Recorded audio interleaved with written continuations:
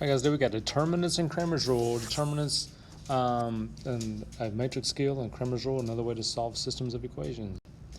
Determinant of a 2 by 2 matrix. First of all, if you have a 2 by 2 matrix, and it looks like this right here, and it's denoted this way, the determinant, you just do this. You multiply this diagonal, you multiply that diagonal, and you subtract. That's all there is to it. So on this example they gave us down here, and also you're going to see straight bars. When you see straight bars in your matrix, that just means determinant. It's how you evaluate and give you straight bars. Looks like absolute value. Multiplying this direction, that gives me 2. Multiplying that diagonal gives me 12, and you always subtract, so you get negative 10. And a negative answer is fine. You're going to get a one value answer, just a one number answer every time you do a determinant, and that's how you do a 2 by 2.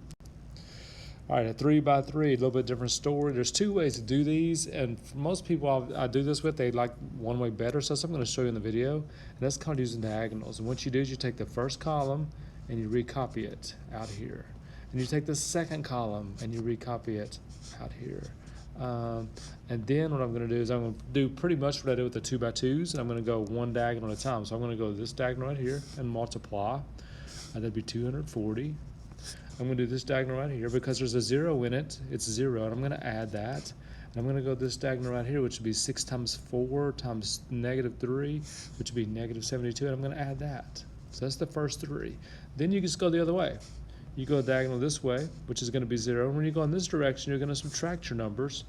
When I go this way, 56 times 3, I believe that's 168, is minus negative 168. Then I'm going to go this way and get minus 36. And all you do to get your final one number answer is add all those up. And if you can't hear, I'm getting my calculator ready. So I'm going to punch those in, saying 240 and negative 7. And 168 and minus 36, and I get 365. All right, and again, a one number value, but that's how you do a 3 by 3 determinant. And I knew to do determinant because if you look at the directions, right, so evaluate with the straight bars. So the straight bars do mean determinant. Okay, Cramer's rule for 2 by 2. I got this obviously a picture from your book, and it's a good way to do it.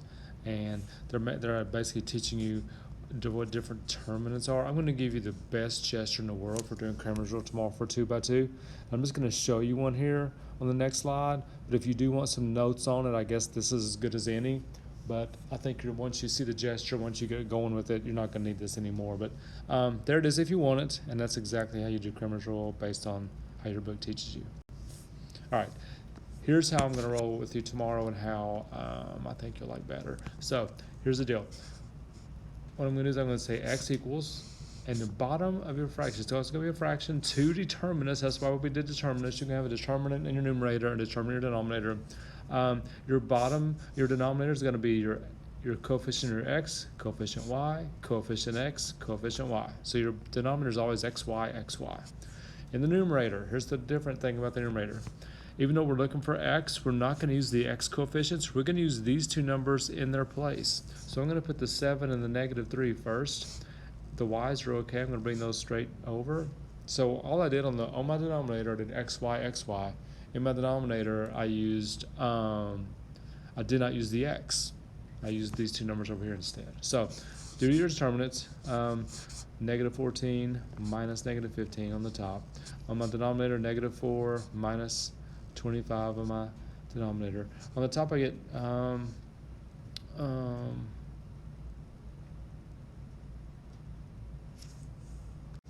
okay, I thought I would copy something wrong, but I didn't. So on the numerator I get 1, the bottom I get negative 29. So that's my x, negative 1/29th, and that's it. Now to do my y, my numerator, the only difference on my y is instead I'm not going to use my y values. I'm going to use the 7 and 3 in place of the y. So my x's are okay when I'm looking for my y, but I'm going to use these numbers instead of my y. Now, the great news about finding your y is your denominator is also xy, xy, which is the same thing we just did. So because I got negative 29 on the top, I know I'm going to get negative 29 on my other denominator. So I'm just going to work that out. I get negative 6 minus 35 when I multiply over negative 29. And as I work through that on my numerator, I get negative 41. On the bottom is negative 29, which is really positive 41/29. So the solution to my system negative 1/29, and 41/29. Now, it's really kind of a good way to go, and a lot of people see Cramer's rule and really like it, and they start using it a lot, and I think it's a good strategy. Maybe more work too while you're learning it, but it really works out good as you get good at it. Also, for fraction answers, it's awesome because it's a fraction anyway. So, pretty good way to do systems. All right, lastly, solve using Cramer's rule, and this is a 3-variable system. So, x equals on my denominator is going to be xyz. So I'm going 1, -3, 7, 1, 1, 1, 1, -2, 3. My numerator, remember, because I'm looking for x, you cannot use your x's. Use these numbers instead. So I'm doing 13, 1, and 4, where the x's would go. Your y's are okay. Your z's are okay. Now, to save some time on this video, I've already shown you how to do a 3x3 determinant. What I'm going to do is I'm going to go ahead and work those out, and then just show what the answer is. All right, so I worked that one out. Well, no, I'm just going to scratch paper, actually, because it's going to make the video way too long to do all this work, because you'll see why in just a second. But anyway, worked out the top, got 20. Worked out the bottom, got -10, so that's -2 for the x. Now, I got to work out the y. Now, the good news on the y is I know the denominator is already -10 because it's the same matrix, same determinant. Now, the difference on the y is I'm going to take these numbers, the 13, the 1, and the 4. That's going to take the place of my y coefficient. So I've still got 1, 1, 1 here, still using my z's here, and I'm going to punch that in. Not punch it in, but I'm going to work it out and show what the answer is. All right, when I was scratch paper, work those two out, I got -6. So that means if I reduce that, it's 3/5. So there's my y. Now the bad news is, still got to find my z. Let me change colors one more time, and let's find the z. So the good news about my z is I know the denominator is -10 again. When I find my z, again, I'm not using my z numbers. I'm going to use the 13, 1, and 4 instead. So I'm using the 13, the 1, and the 4. Remember, it's the numbers on the right side in their place. This is still 1, 1, 1, and my y's are okay still. So I'm going to go work that out. I'll be right back with the answer. All right, worked it out. Got -24 in my numerator, -10 on my denominator. That reduces down to 12/5. So my solution to the system, -2, 3/5, 12/5.